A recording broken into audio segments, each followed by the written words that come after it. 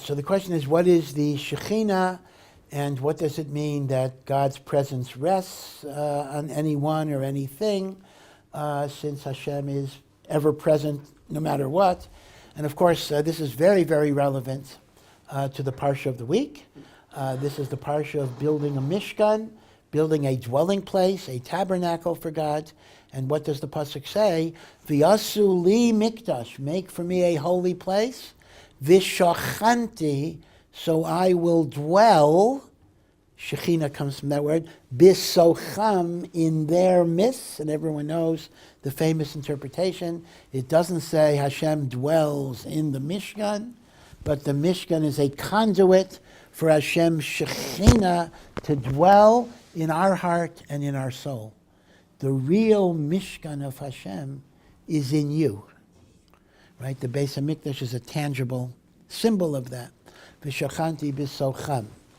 So the question becomes, what does that mean? And now this creates a certain paradox in Judaism. Because on one hand, we say God is everywhere. What does Yeshayahu say? We say it every day. Kadosh, Kadosh, Kadosh, Hashem Tzavakos, Molo Chol Haaretz Kavodo. The world is filled, not just the world, the universe is filled with His glory. So that actually means Hashem exists in Timbuktu or Monterey, California, as much as He exists in the Beis HaMikdash. Hashem is everywhere. And yet, Judaism certainly has a concept of Kedushat Makom. Right? Eretz Yisrael is holier than the rest of the world. Yerushalayim is holier than Eretz Yisrael. Then you have the Harabayas, and then you have the Azara, then you have the Heichal, then you have the Kodesh HaKodashim. We say God is more there, that's where the Shekhinah is. What do you mean? The Shekhinah is here, right? The Shekhinah is everywhere.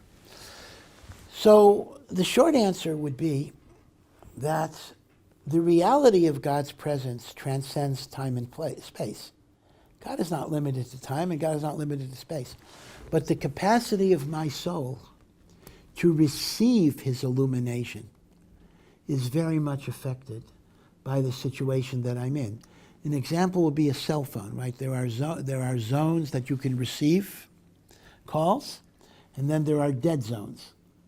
So Hashem is equally present in California and the Temple Mount, but my capacity to receive Hashem's light is much greater in certain places.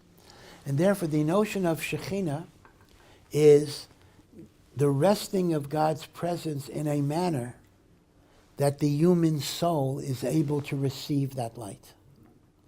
And that means that the person can be liberated from blockages and impediments and the like. And when there is a Beis HaMikdash, especially, there is Nevuah, meaning to say the hashpa'ah, the influence, the divine shefa, can be received. So I become more of a makabel, meaning the only thing that changes is not the mahus. Mahus is essence. It's not the essence of God.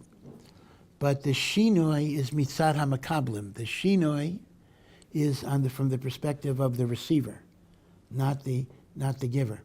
Now in Kabbalah, as you know, Shekhinah is also called Malchus. And in a sense, Malchus unifies with the upper levels of the God, and that is the source of blessing into the world. So, but that kind of goes back to what I said. It's not that God is here and not there, but rather from here is the source of blessing that flows into the entire world.